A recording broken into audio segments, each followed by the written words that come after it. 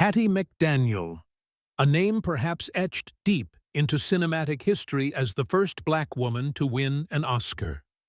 Her iconic role as Mammy in Gone with the Wind brought her ultimate glory, yet at the same time it cemented her image as the loyal domestic on the silver screen.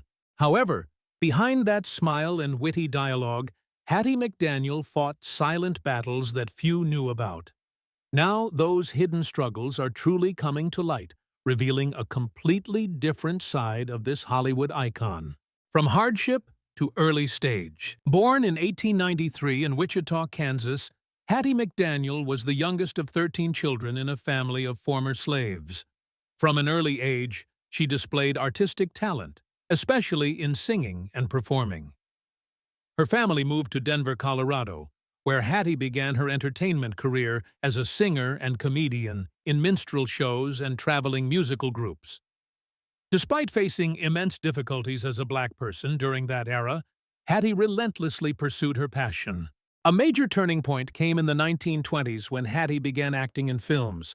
She quickly became a familiar face in Hollywood, though most of her roles were as maids, cooks, or servants. Among them, Mammy in Gone with the Wind, 1939, stands out, a role that earned her the prestigious Oscar statuette. She also made a strong impression with roles such as Queenie in Showboat, 1936, Milena in Alice Adams, 1935, and Chloe in Saratoga, 1937.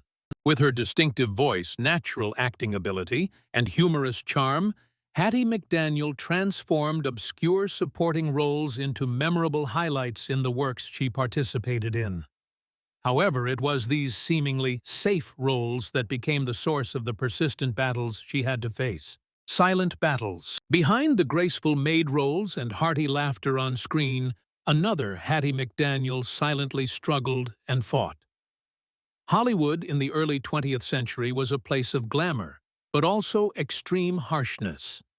There, the talents of black people were often stifled, limited to stereotypical roles, usually as maids or servants.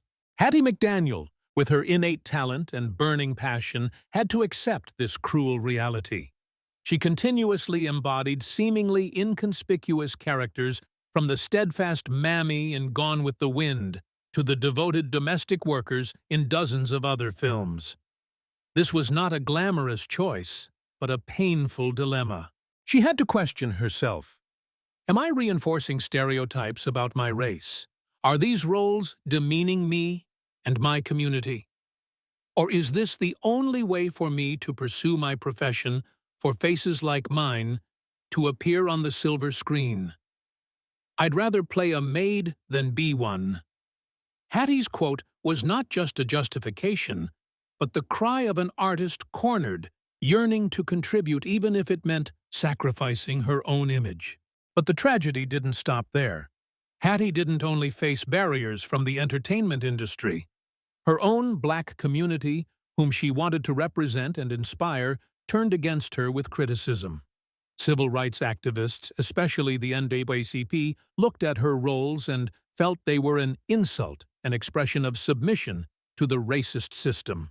They wanted her to be a rebellious icon, a powerful voice breaking chains while she was quietly step by step infiltrating that system to find a foothold. Pressure from both sides weighed heavily on her shoulders, causing her unspeakable internal conflict. And then that historic night arrived.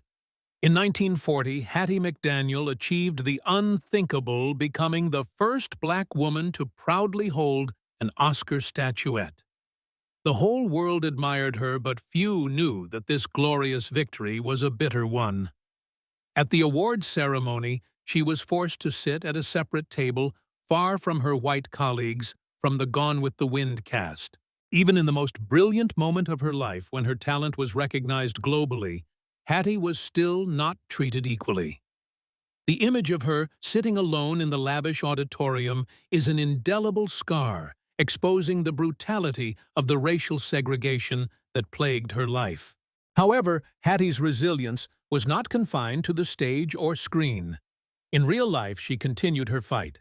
In 1951, she bought a house in the West Adams neighborhood, an area previously reserved for white residents.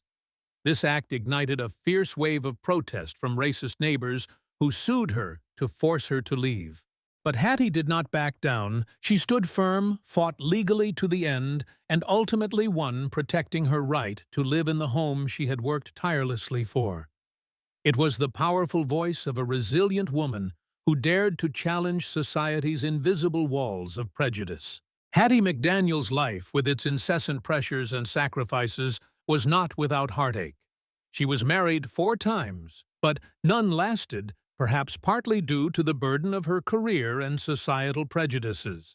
Her life is proof that to achieve success, especially when you are a pioneer in a society full of barriers, one sometimes has to sacrifice personal happiness, accepting isolation and unspoken pains that no one else knows. Legacy and hidden truths. Hattie McDaniel passed away in 1952, but her legacy lives on as complex and meaningful as her life itself.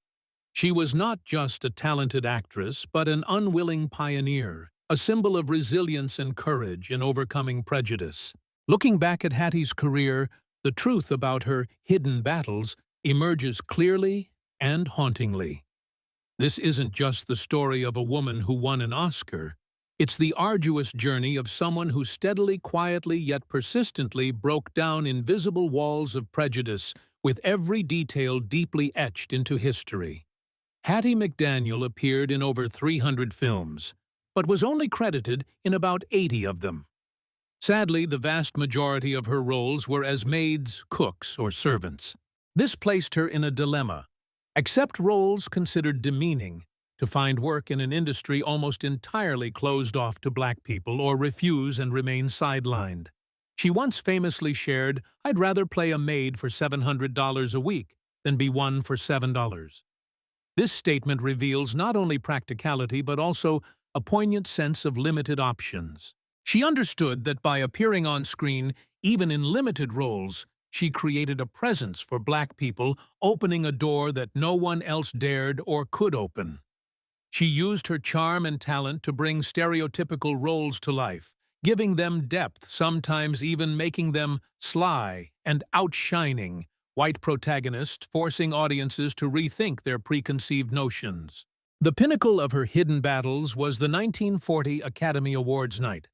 Hattie McDaniel was not invited to the Gone with the Wind premiere in Atlanta due to Georgia's strict segregation laws. But even when she won the prestigious Golden Statuette in Los Angeles at the Ambassador Hotel, she was not treated equally.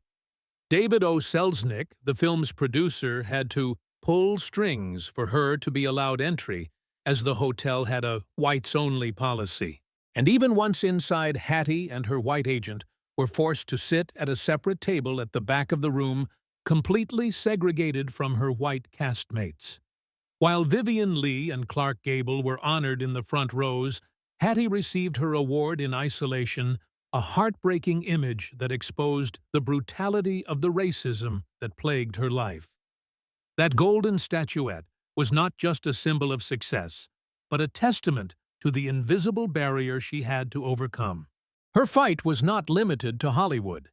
In 1951, she purchased a house in the Sugar Hill neighborhood of Los Angeles, an area previously reserved for white residents. This act triggered a class action lawsuit from white neighbors who sought to use restrictive covenants to prevent black people from living there. This is a little-known but crucial detail. Hattie McDaniel bravely stood up against housing discrimination, and along with others, she fought this case to the Supreme Court and achieved a resounding victory. This ruling not only protected her rights, but also set a significant legal precedent, helping to overturn discriminatory clauses in housing laws across the United States. This is powerful evidence that Hattie was not passive. She was a silent activist, using her own life and finances to fight for equal rights. All these details have shaped Hattie McDaniel's complex yet magnificent legacy. She laid a solid foundation for future generations of black actors, opening a door that had previously seemed entirely closed. She proved that talent knows no color, and even starting from the most humble roles, black individuals could reach the pinnacle of glory. Rising from the shadows. The story of Hattie McDaniel. A woman who passed away more than 7 decades ago continues to echo with profound messages about life. For those readers who have experienced many of life's ups and downs, there might be a sense of kinship with the invisible burdens Hattie carried. In life, everyone has their own roles to play. Sometimes it's a role we don't desire but must embrace due to circumstances, responsibilities, or simply because it's the only path forward. Hattie accepted the role of a maid not out of resignation, but because she understood it was the only way for her to be on stage to nurture her dreams and to pave a way for those who followed. Have there been moments in our own lives when we've had to swallow tears and accept a certain role, not because we wanted to, but because we had to? That is the sacrifice, the courage of those who know how to balance ideals with harsh reality. Then there are the bitter victories Hattie faced. Do they remind us of moments of glory that lacked completeness? Perhaps a great achievement that wasn't fully recognized, a joy still tinged with secret sadness, or a success bought at the cost of core values. In those moments, we realize that true worth lies not in external accolades, but in the resilience of spirit, in the ability to uphold one's dignity despite unjust treatment. Most importantly, Hattie's story is about silent perseverance. She didn't always protest loudly or shout slogans, but she fought every day by living, by working, by rising, even when pushed down. From buying a home, to assert her right to equal living, to enduring criticism to continue her career. Hattie demonstrated that courage isn't always noisy. Sometimes it lies in endurance, in the ability to withstand and keep moving forward when everything seems to be against us. Hattie McDaniel is gone, but the story of her hidden battles remains a profound reminder. She is a living testament that even in the shadows of prejudice, the light of talent and determination can shine brightly, guiding an entire generation. Her life is a mirror for us to contemplate. The value of a person lies not only in what they achieve, but also in how they face and overcome seemingly insurmountable challenges. If Hattie McDaniel's inspiring story has touched your heart, please don't hesitate to like, share this video, and subscribe to our YouTube channel so you don't miss other historical stories and inspiring figures. Thank you for your time.